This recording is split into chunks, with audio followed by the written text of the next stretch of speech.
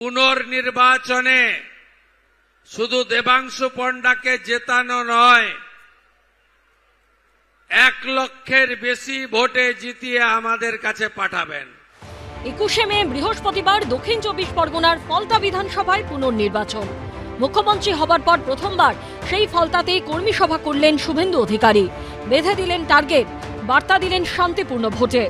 1 লক্ষ মার্জিন চাই, আর চাই শান্তিপূর্ণ ভোট। কুকুর মানুষের পায়ে কামড়ায়, মানুষ কুকুরের পায়ে কামড়ায় না।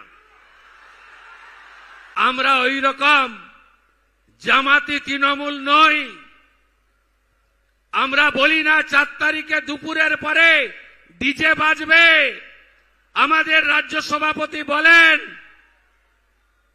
অভিনন্দন যাত্রা করুন, অনিচ্ছুকের গায়ে আবির দেবেন না। 29শে এপ্রিল ভোট হয়েছিল দক্ষিণ 24 পরগনার ফলতায়। তবে ব্যাপক কারচুপির অভিযোগে সেই ভোট পুরোপুরি বাতিল করে দিয়েছে নির্বাচন কমিশন। সেখানে ফের ভোট হবে বৃহস্পতিবার, যেখানে বিজেপি প্রার্থী দেবাংশু পাণ্ডা, অন্যদিকে তৃণমূলের প্রার্থী জাহাঙ্গীর খান, যার বিরুদ্ধে ভোট সন্ত্রাস, ভোট লুট, ভয় দেখানো, হুমকি, মারধর, তোলাবাজি, অনিচ্ছাকৃত খুন সহ একাধিক অভিযোগ রয়েছে। শনিবার ফলতা সভা থেকে সেই জাহাঙ্গীরের নাম শোনা গেল মুখ্যমন্ত্রীর গলায়। যত অভিযোগ করেছে সাধারণ নির্বাচনের সময় সবগুলোর বিরুদ্ধেই ব্যবস্থা হবে। সব এফআইআর হয়েছে, গুন্ডামি করতে দেব না। কোথায় পুষ্পা? কোথায় আপনি? দেখতে পাওয়া যাচ্ছে না? 2021 পোস্ট পোল ভায়োলেন্স, জাতীয় মানবাধিকার কমিশন 19 জনকে নটোরিয়াস ক্রিমিনাল ঘোষণা করেছিল, যার মধ্যে এই ভাইপোর জাহাঙ্গীরও ছিল। আমার উপরে ছেড়ে দিন, আমার উপর ছেড়ে দিন, আমি ওর দায়িত্বটা নিয়ে গেলাম। এদিন হুমকি সন্ত্রাসের বিরুদ্ধে ভোটারদের উদ্দেশ্যে বার্তাও দিয়েছেন মুখ্যমন্ত্রী। একটাই প্রশ্ন ছিল আমার, কতদিন ভোট দিতে পারেননি?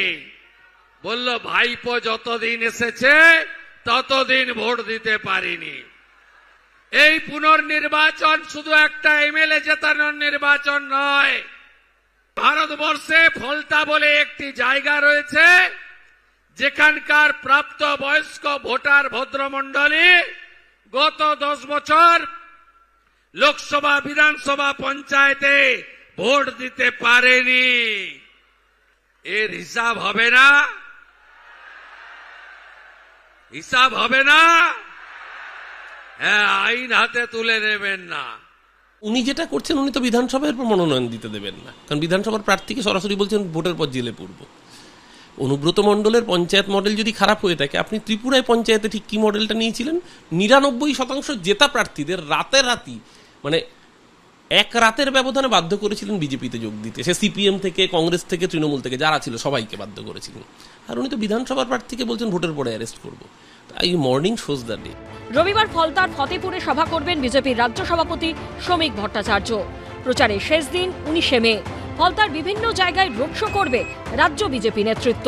পুনর্নির্বাচনের ফল বেরোবে 24শে মে। এবিপি আনন্দ, এগিয়ে থাকে, এগিয়ে রাখে।